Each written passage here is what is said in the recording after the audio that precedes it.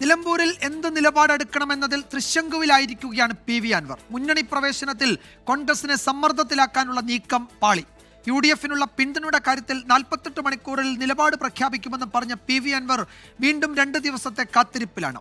ശ്രീജിത്ത് വിശദാംശങ്ങളുമായി ചേരുന്നു നിലമ്പൂരിൽ നിന്നും. ശ്രീജിത്ത്, ഇന്നത്തെ വാർത്താ സമ്മേളനത്തിൽ പ്രതിപക്ഷ നേതാവിനോട്, കോൺഗ്രസിലെ നേതാക്കളോട്, UDF നേതാക്കളോടൊക്കെ അതൃപ്തിയും അമർഷവും ഉണ്ടെങ്കിലും അതിനപ്പുറത്തേക്ക് ഒരുതരം നിസ്സഹായത PV അൻവറിന്റെ വാക്കുകളിൽ ഉണ്ടായിരുന്നു.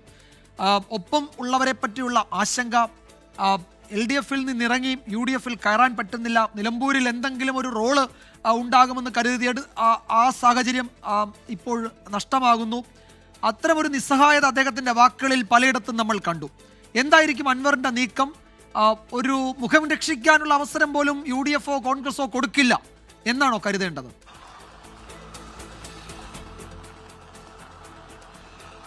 വിജയകുമാർ, അൻവർ സ്വയം ഉണ്ടാക്കിയ പ്രശ്നങ്ങളുടെ ഒരു ഇരയാണ് ഇപ്പോൾ അദ്ദേഹം അനുഭവിക്കുന്ന പ്രശ്നങ്ങൾ. കാരണം PV അൻവർ നടത്തിയ പ്രതികരണങ്ങളിലെ സൂക്ഷ്മതയില്ലായ്മയും പക്വതയില്ലായ്മയുമാണ് ഇത്തരമൊരു അവസ്ഥ അതിലേക്ക് അദ്ദേഹത്തെ തള്ളിവിട്ടത് എന്ന കാര്യം നിസ്സംശയം പറയാം. കാരണം UDF സ്ഥാനാർത്ഥിയെ പ്രഖ്യാപിച്ച നിമിഷം അദ്ദേഹം നടത്തിയ പ്രതികരണങ്ങൾ രൂക്ഷമായിരുന്നു. അത് മുന്നണിയുമായി സഹകരിക്കാൻ ആഗ്രഹിക്കുന്ന ഒരു കക്ഷിയുടെ നേതാവിൽ നിന്ന് ഒരു ഘട്ടത്തിലും ഉണ്ടാകാൻ പാടില്ലാത്തതായിരുന്നു. അത്തരമൊരു പ്രതികരണത്തിന്റെ ദൂഷ്യഫലങ്ങളാണ് അദ്ദേഹം അനുഭവിക്കുന്നത്. എന്നാൽ PV അൻവറിന് തരിച്ച് മത്സരിച്ച് നിലമ്പൂരിൽ ശക്തി തെളിയിക്കണം എന്ന് താല്പര്യമുണ്ടെങ്കിൽ പോലും അത് ഒരു വിജയത്തിലേക്ക് എത്തിക്കുക പ്രയാസമാണ്. കാരണം രണ്ട് മുന്നണികൾക്കിടയിൽ കിടന്ന് അദ്ദേഹം ഞെരുങ്ങുമെന്ന കാര്യം ഉറപ്പ്. അപ്പോൾ പിണറായി സത്തെ പരാജയപ്പെടുത്തുക എന്ന് തന്റെ പ്രഖ്യാപിത ലക്ഷ്യം നടക്കാതെ പോകും. ഇപ്പോൾ UDFിൽ എങ്ങനെയെങ്കിലും കയറിപ്പറ്റാനുള്ള അദ്ദേഹത്തിന്റെ അവസാനത്തെ ശ്രമം എന്ന നിലയ്ക്കാണ് ഇപ്പോൾ നടത്തുന്ന പ്രതികരണങ്ങൾ കാണുന്നത്.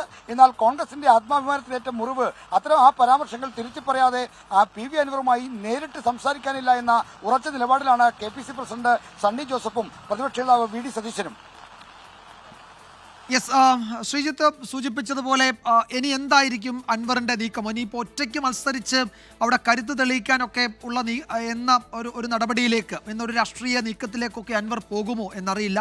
ഇപ്പോൾ മമതാ ബാനർജിയെ കൊണ്ടുവന്ന തെരഞ്ഞെടുപ്പ് പ്രചാരണത്തിന് അവിടെ പ്രചാരണത്തിൽ കൊണ്ടുവരും, 5 MP-മാരെ കൊണ്ടുവരും, മന്ത്രിമാരെ കൊണ്ടുവരുമെന്നൊക്കെ PV അൻവർ പറയുന്നുണ്ട്. പക്ഷെ അപ്പോഴും അതൊക്കെ ഒരുതരം വിലപേശൽ തന്നെയായി UDF നേതൃത്വം കാണുന്നുള്ളൂ. അപ്പോൾ അതുകൊണ്ട് അൻവർ കാത്തിരിക്കുകയാണ്.